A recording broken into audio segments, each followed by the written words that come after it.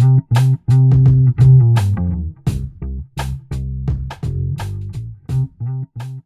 are you? I'm well, thank you. Yeah, I'm just was going to look and see when it was that you were on with your documentary. Yeah, probably November, maybe Oh, sometime in really? December. Yeah, So it's almost a full year. That's cool. almost a year. Yeah, it's crazy, and it's a crazy small world story we have with Jen. Yeah, very much. Although I have to say, You seemed startled. You were like, "Hey, how do you know this?" I was a little bit because I thought, oh, maybe I was your counselor. Yeah. It's happened. Do you know Jake Perlin by any chance? No. Have you been to the Metrograph? Or well, he used to be a programmer at BAM. I mean, he's kind of like down in the cities, but pretty known in the film world, I guess, because he was a programmer for years with BAM, and then he was one of the people that opened the Metrograph down in Lower Manhattan. Oh, okay. Yeah, no, the name sounds vaguely familiar, but Yeah, well, he does have that kind of name as well. I mean, but so anyway, so one day I was going to some film event. This is many years ago now, and he goes, "Are you Adam Shartoff?" And I'm like, "Yeah." And he goes, "Oh, you were my camp counselor, one of my camp counselors." So just like it was so many years earlier, and it's not that I haven't looked old, I look much older, but I didn't change as dramatically, let's say, as a kid did into an adult. So it's harder to sometimes recognize them, than it is if I was their counselor. But I always have that. I still have counselors of mine that are around. So, Yeah. Oh, there we go. Sorry. No worry. Yeah, this is the time to work out all the little tweaks and bugs and stuff. So what's going on here? All right, there we are. All right, we're back. We're back in control. Okay, but I can't see you. Yeah, my camp years, you can't see me. Oh, there we go. Jesus Christ, how did that happen? I don't know. My camp years were the best years of my life. Unbelievable. Like same. And I still have friends from camp, and it's just me crazy. Too. Yeah, we're this community. I was going to say is like with Jen, it's always surprising but on the other hand, it seems like sometimes all roads lead to my camp. It's just like the I don't know if Camp Luema. How do you pronounce it? Luema. That was yours? It was the founders, I think, were Lou and Emma. Oh, sure. Yeah, that sort of reminds me. I was just thinking about these other people I know in Brooklyn who started a beer distribution company called Kelso Beer, and it was like Kelly and Sonia, and so yeah. I suspect there are a bazillion companies that have been named. It's Miramax being the most true. famous. Let's go through them all, shall we? Yeah. All right. I got nothing but time. Yes. So you hadn't started the podcast last winter when we talked, or fall, whenever, right? Obviously, you're only about 20 episodes in or something, right? Yeah, the podcast was started around June, and it was something I wanted to do for a long time, and it was really an outgrowth of the Twitter experience that I've had and continue to have, where I've built up a pretty good following and have sort of created just not anything intentional, but just my voice is a little bit unique to some, and it's got a following, and I've started to get people who follow me that are across celebrities, politicians, musicians, people I've kind of revered over the years, and so it's a little bit shocking. And so I always thought that it wouldn't be cool to take that base of support and jump into this thing called podcasting, which I had no idea what the hell it was about. I didn't listen to podcasts, but I thought that it would be something that would be interesting. Other than mine. What's that? Other than mine, you mean? Yeah, of course. Yeah. But how did you build that? What was? Yeah, I mean, there must have been seeds, right? Yeah, that had already sort of been planted in your career, which helped to, when you did start a Twitter account and you started to understand how to sort of harness Twitter, and use it in a way that would get your voice out there. You must have had some in your background, right? There had to be some way of that it was already launched in some way. No, I mean, I would love to lend credence to some greater theory of intention and planning and strategy, but truly Well, I don't even mean that much. I don't even know. I just mean, did you already have a lot of relationships in that regard? no. I mean, Okay. it started when politics really started to annoy me and get really ugly. And the simplest explanation I give is like when you walk down the street, you see somebody just yelling to themselves, right? And you think they're crazy. Well, if you do the same thing on Twitter, you're an influencer, Right. and that's really how simple it is. It's like you start with nothing and you just start walking down the Twitter street yelling and spewing your opinions, and you may end up alone or you might end up with a crowd around you. Like, just it's like going into a park and like with a megaphone and going, Mhm. down with the In a box. and a box, and the people are either going to start forming and listening to what you have to say or not. And I think people started listening, and so it built from there. I think I'm pretty direct. I think I'm also uh honest in the sense of criticizing my own party and my own politicians. I'm not one of those people that's like whatever the Republicans do is bad and if the Democrats do the same shit, it's good. I call out whoever needs to be called out. Just so happens that there's a lot more calling out that's needed on the other side, in my opinion, and I end up doing 95% of that. But I've also taken a lot of shit from people. If I there are people that love me, and then all of a sudden I say one thing about Biden, and it's like boom. It's like, okay, Right. With the having this, no objectivity whatsoever. right, they're coming from a place in the best of situations. They're coming from a place where this isn't the good. It's not good timing. It's not that the criticism itself so much as the timing of it right now. We all have to kind of huddle together and it's not the time to start putting doubt in Democrats or people that maybe wouldn't otherwise vote for Biden again. Put Right. any Well, doubt in their minds right now. I mean, but I don't know. That's what I get often is like, this is not helpful. And my response, if I do respond, is like, I didn't know that I was supposed to be helping. Like I'm not on anyone's campaign. I'm not paid as a consultant. Like, I'm an American. I have an opinion. And my opinion happens to be that if someone doesn't serve me well, I talk about that. And if they happen to have a D after their name, so be it. mm, I think we live in this world of tribalism where like, everything the other guy does is bad, whatever your guy does is good. That's really dangerous. And at the end of the day, you as a voter, as an American, as a taxpayer, if that's your philosophy, you're not getting served. That does not serve your interests. So I'm not in a cult. I'm not on a team.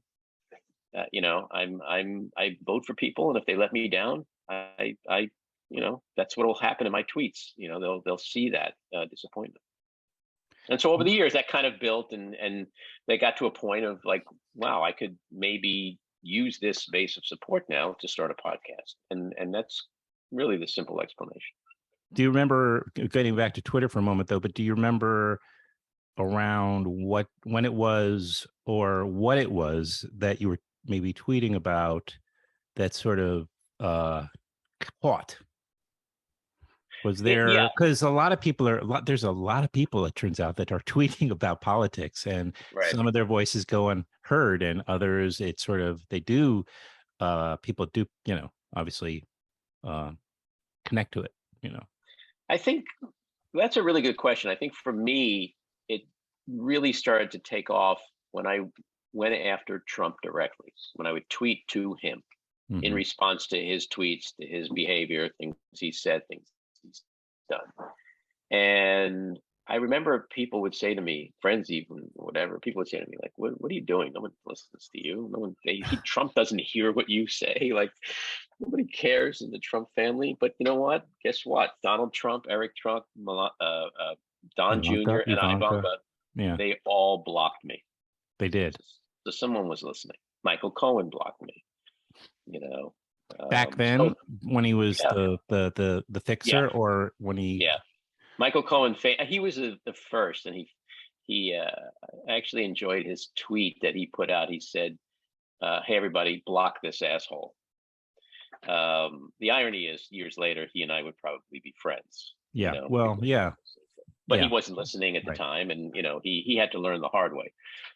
He went to prison, I didn't. So, and I would love to actually have him on the podcast, Michael, if you're out there listening. That would be a good episode. It would. Because now you have the mea culpa, sure. version. Yeah. Look, I'm very supportive. I've had Rick Wilson on. I've had Stephanie Grisham on. Scaramucci. To me, what you did in the past doesn't matter to me. If you're on my side right now, if you're against Trump and Trumpism, and you're trying to save democracy, Liz Cheney, people like that. Yeah, I've heard you talk about it.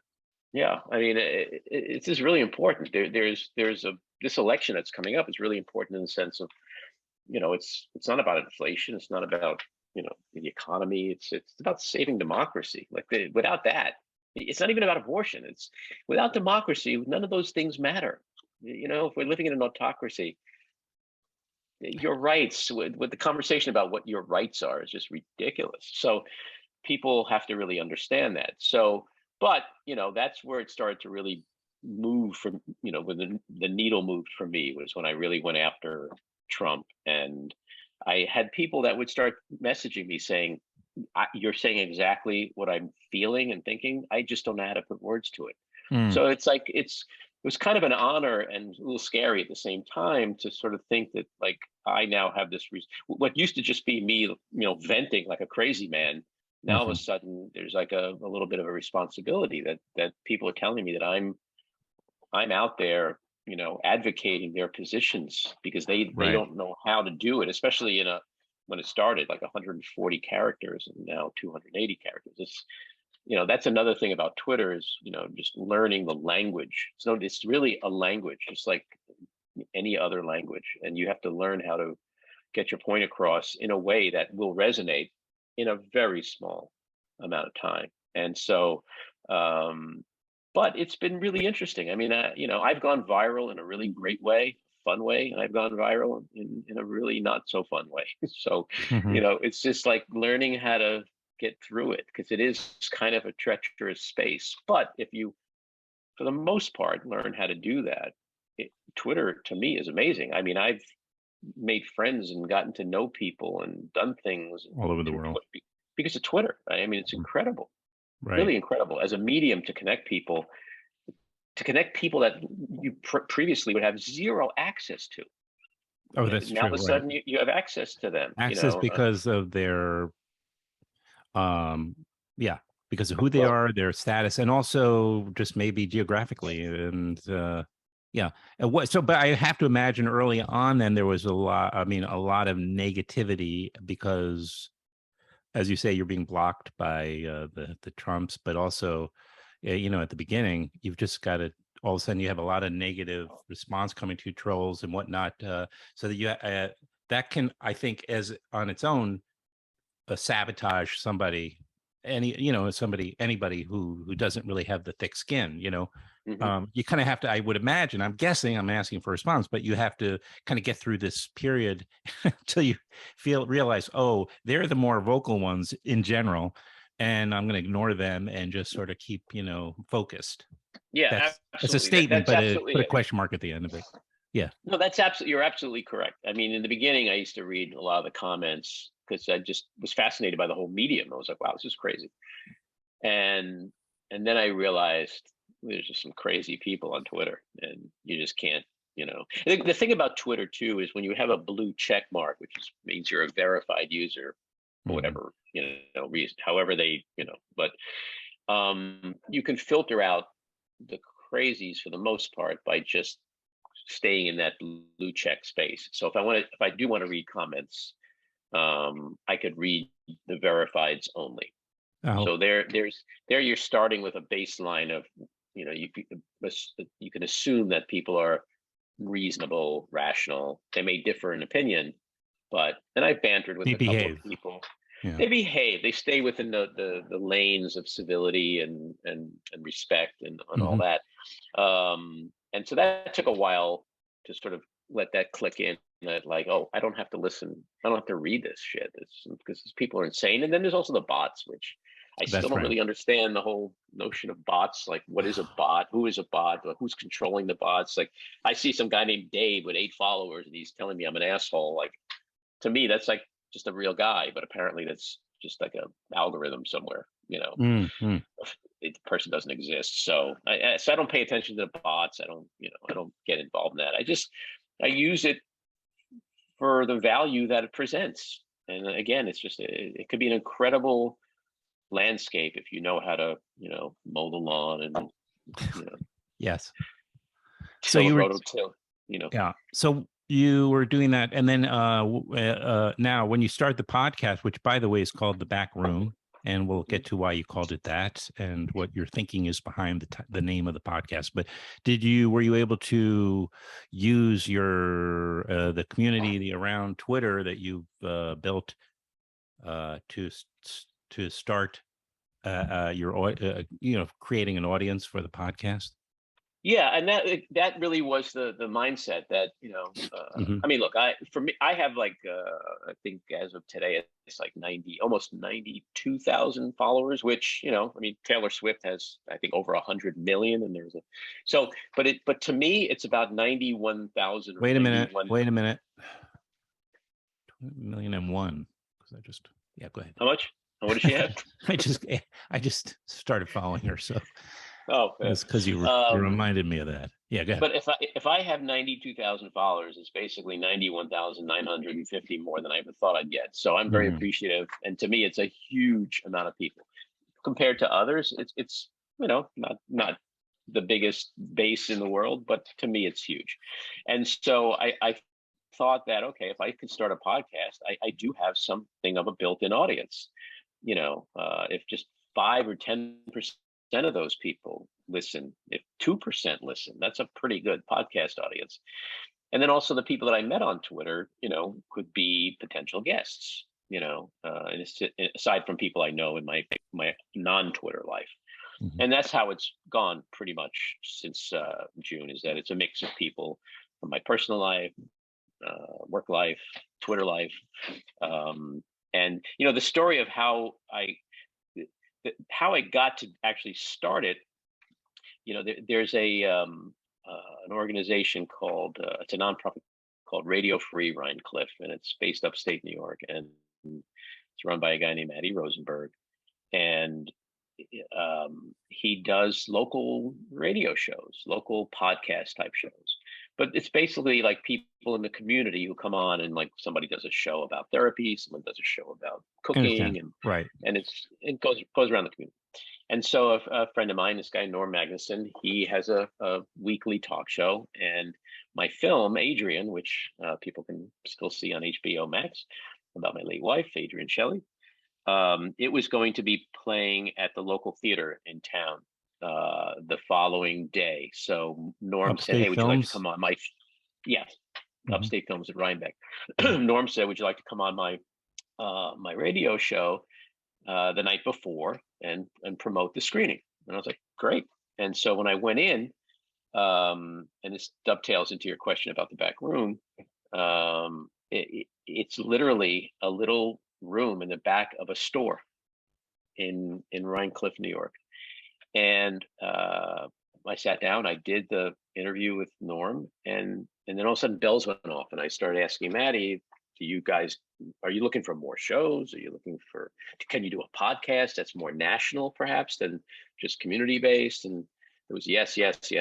And literally 2 months later, the first episode launched. But it is in the back room of a store called the Epicurean, owned by Patricia Wind. And so it's an interesting little setup. It's kind of like Mark Maron's garage, except with meat and cheese. Yeah. I'm a neighbor, right? I mean, yes, you nearby. mentioned. Yeah. Yeah. So I work at a radio station in Red Hook. Oh wow! I didn't realize you were that close. That's awesome. You should come down and check it out one day. Yeah, for sure, I will. I work. It's a great independent radio station in Red Hook, which is just minutes from where you're talking about, of course. Mm-hmm.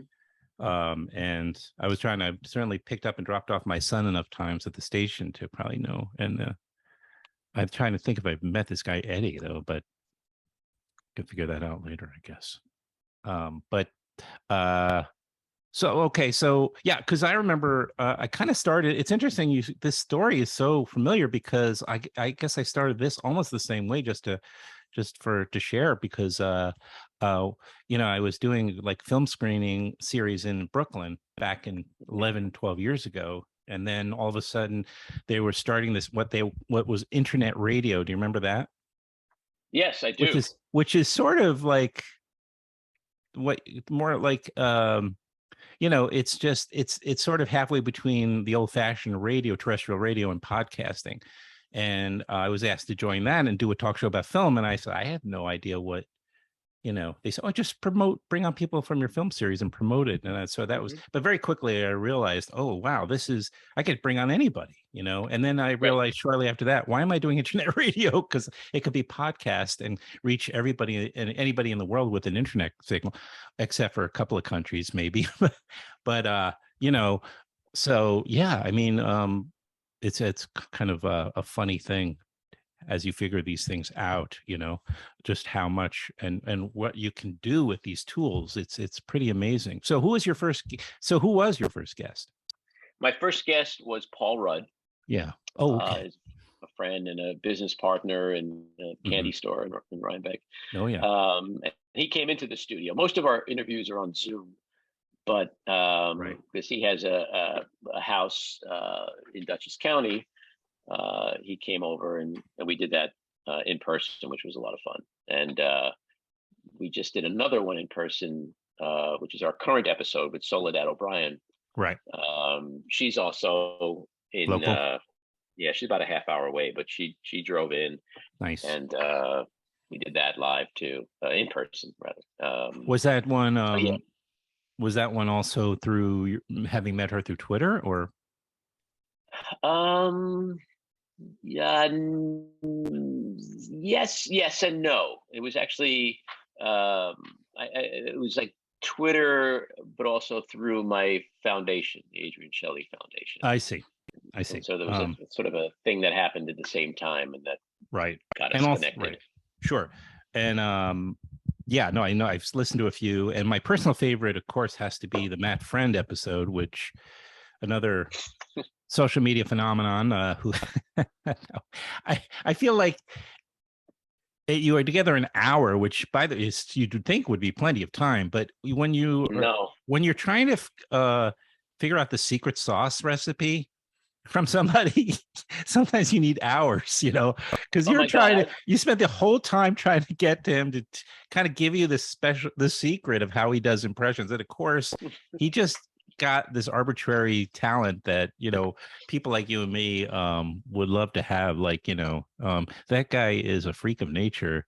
He is. I tell you, the moment I saw him, I started sending his videos to my children.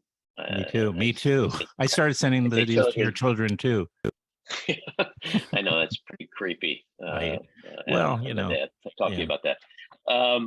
No, my kids are they range in age from 18 to 36, and so they're at an age where they're all able to handle adult stuff and language and whatever. Not that he's racy or anything, but and so I was fascinated by him because I used to do stand-up comedy back in the day just as a hobby, and I've always loved impressions, and there's some impressions I can do, and so it's like a personal thing of mine to be like in love with comedians and impressionists in particular, and in particular people who do Trump, because there's all kinds of Trump impressions, and I talked about this with Matt. You have the really abstract, Alec Baldwin, where it just becomes more of a parody. But then you have guys like Matt who just literally have aced the voice, the mannerisms, the tics, everything. Right. But I since I've had him on, and so the minute I saw him, I was like, I've got to get this guy on my podcast. I have to just get into this whole thing. And so it didn't take too long to get through to him. And he was very humble and very appreciative and really nice kid, 24 years old. But since he's been on the pod, I've been watching his videos and really trying to study, like, okay, what is the secret to his Trump? And so there's certain things he does which is very standard. Like whenever he does Trump, there's always like when he starts his impression, he stops, he looks to the side as if someone's there, and he'd be like, excuse me, you're stupid, you're Right. nasty." Yeah. That's his way That's in. part Yeah. of that's part of every one of his. So like if he's like Trump's talking about Iran, Trump's talking about Obama, Trump's talking. There's a formula to his. So then he has like it's almost like I'm a drummer, so it's almost like drumming. You have a beat, and then you have fills, right? So his beat is often the same, and then he fills it with other stuff, and that's what makes it funny. Like yesterday, he posted something about he posted a video of Trump commenting on the criticism of him threatening Jews. Mm-hmm. And as a Jew, I'm always interested in Jews being threatened. Not that I want Jews being threatened, but it's a concern of mine. Sure. Throughout history.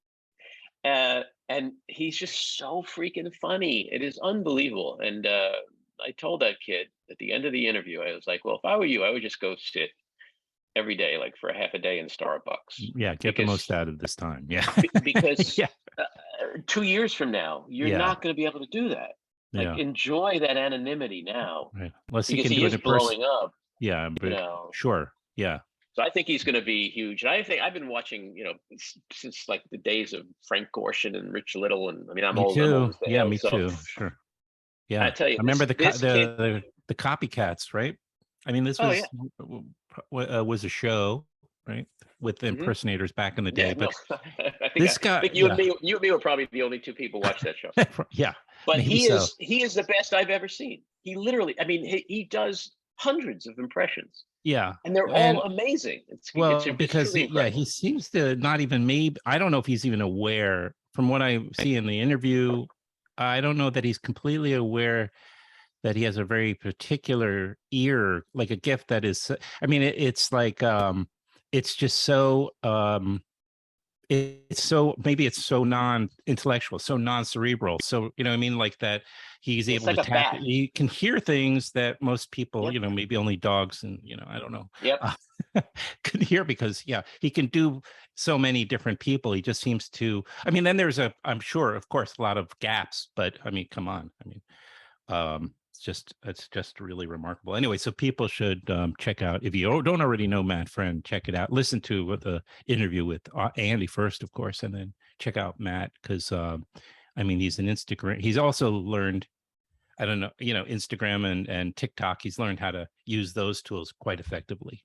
But he's a very charming kid in the sense that he is so modest and humble. Like he was just on Howard Stern about a week or two ago, and Stern, he does an amazing Howard Stern. It's one of his dead ringer type. Yeah, and he's also a huge fan. So for him to be on the show and to have Howard be like, "Wait a second, like it's scary how much this kid sounds like me."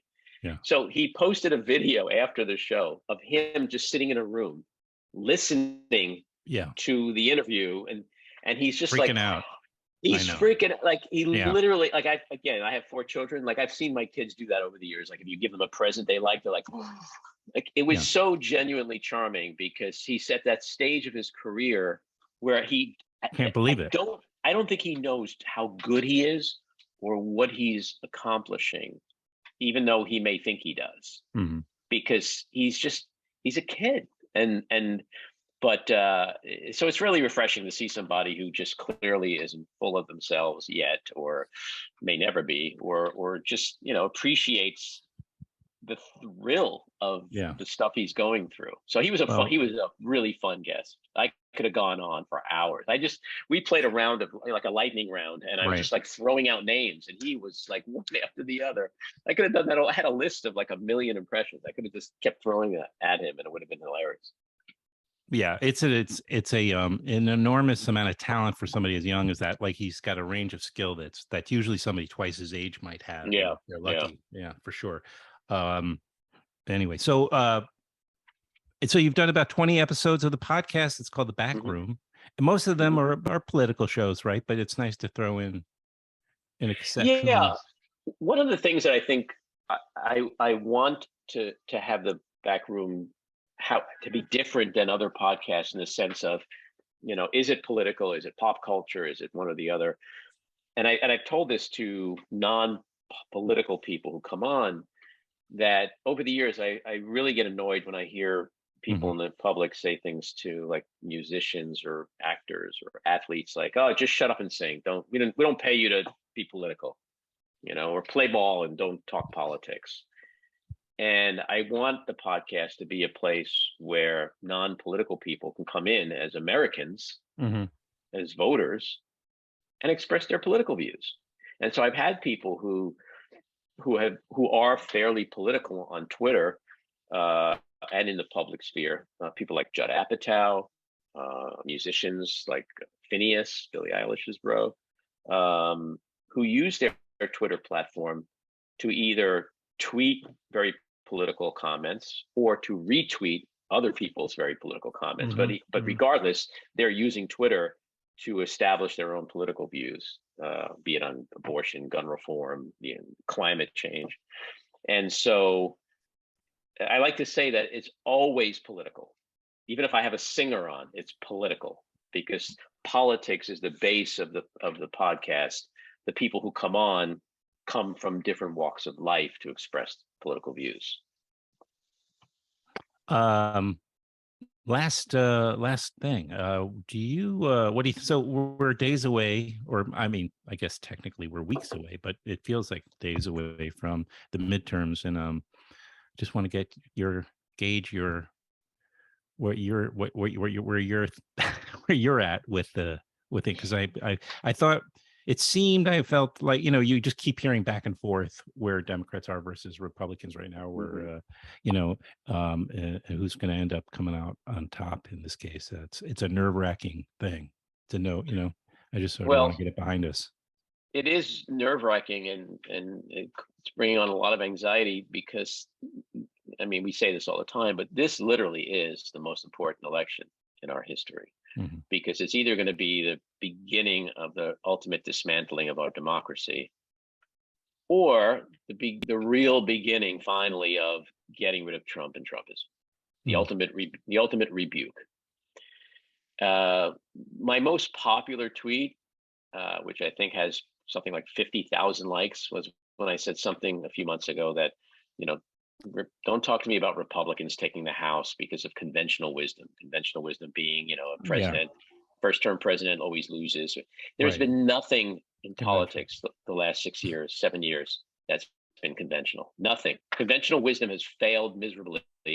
Anything you think should have happened, the opposite happened. So, to me, I mean, and maybe this is a little bit more wishful thinking than anything else, but I really do believe that the overturning of Roe v. Wade created a groundswell of anger and frustration in this country, and that's going to be a huge driver of voter turnout.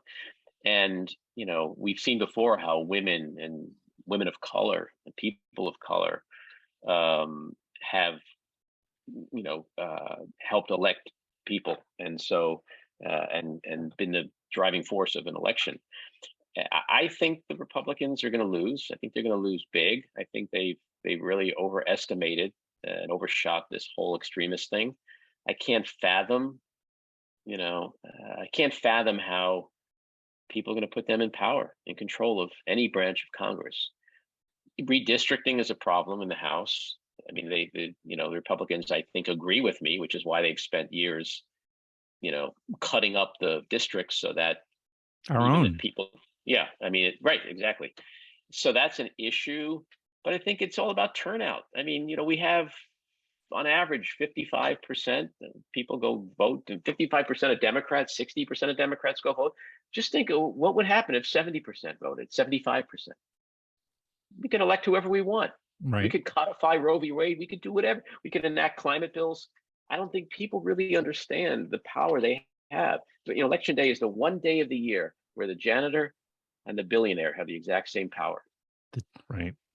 And people don't really appreciate that. You go to other countries where there's democracies, like have 85% of the country is voting. So, but I do think we're gonna be pleasantly surprised that people have had enough of this craziness. I don't know how else to say it. It's just insanity out there, and we've seen things leading up to this. All the special elections, including our own upstate, like, have gone the way of Democrats. The Kansas abortion amendment bill went the way of the left. Like, we're seeing the signals all year that people have had enough, and they are worried about democracy, and that's more important to them than paying another $1 or $2 in gas per gallon per gallon in gas. And so, but I could be sitting. We could be talking a month from now, and I could be literally wondering. I know we're going to both be like lying behind a dumpster with our pint bottles, and exactly. Yeah, it's scary. It really is scary. But I have faith in America. A friend of mine and I always debate, because she claims that I said that Trump wouldn't get elected, and I said no. I specifically had said I don't think a majority of my fellow Americans will vote for him, and they didn't. So I don't think a majority of my fellow Americans are going to put these people in power. I just don't. But from your mouth, I've been wrong before. To America's ears. That's all I can say. Yeah, exactly. Well, thanks for. Well, I'm glad I can go into the day a little less, maybe. Delusional, stressed out. Well, I'd rather have delusion sometimes. But anyway, it was a pleasure to reconnect with you. And likewise. The name of your podcast is called The Back Room. You can look for Andy on, of course, Twitter. We'll put the links, and we'll put everything, how to find you at the end there. And we should do it again soon. It would be really nice to keep in touch. Yes, thanks for having me. And hopefully we'll be toasting each other in a couple of weeks. Truly. Yeah. And if you're coming through, stop by. I can give you a tour of the radio station. Got to check it out. Yeah. No, likewise. We should offline. We should maybe set something like that up. Okay. Nice. Yeah. Share. Thank you, Adam. Yeah, my pleasure. Thank you, Andy. It was great. Take care. You too. All right. Bye-bye. Bye-bye.